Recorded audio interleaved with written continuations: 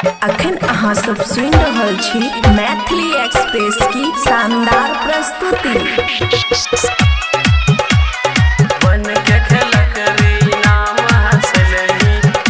खुशी recording studio बलुआहा। झुलुआ झूले गल ही गे गोरी गाँव के पोखरिया तर, गाँव के पोखरिया तर, गाँव के पोखरिया तर। झुलुआ झूले गल ही गे गोरी गाँव के पोखरिया तर। बन के खेल करी नाम हंसलही भाग गेली विपिन माजार। बन के खेल करी नाम हंसलही भाग गेली विपिन माजार।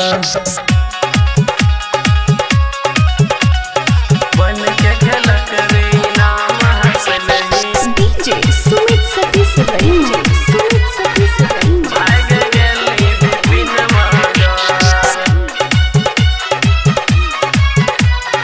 खुशी रिकॉर्डिंग स्टूडियो बलुआहा। रसला घूमे गल गे गोरी झुमका किने समस्तीपुर। रसला घूमे गल गे गोरी झुमका किने समस्तीपुर। बन के खेल करी नाम हंसलही भाग गेली गजेंद्र राजा। बन के खेल करी नाम हंसलही भाग गेली गजेंद्र राजा।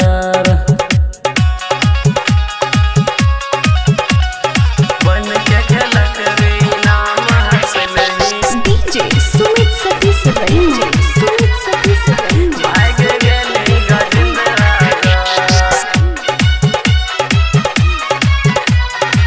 खुशी रिकॉर्डिंग स्टूडियो बलुआहा। हाँ गौवा समाज के लोग गरियाई तो 4 बजे भोर हरिया में। गौवा समाज के लोग गरियाई तो 4 बजे भोर हरिया में।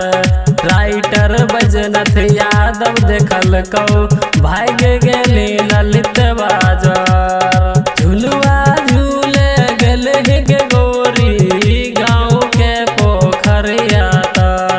बन के खेल करी नाम हंसलही भाग गेली विपिन माजार। बन के खेल करी नाम हंसलही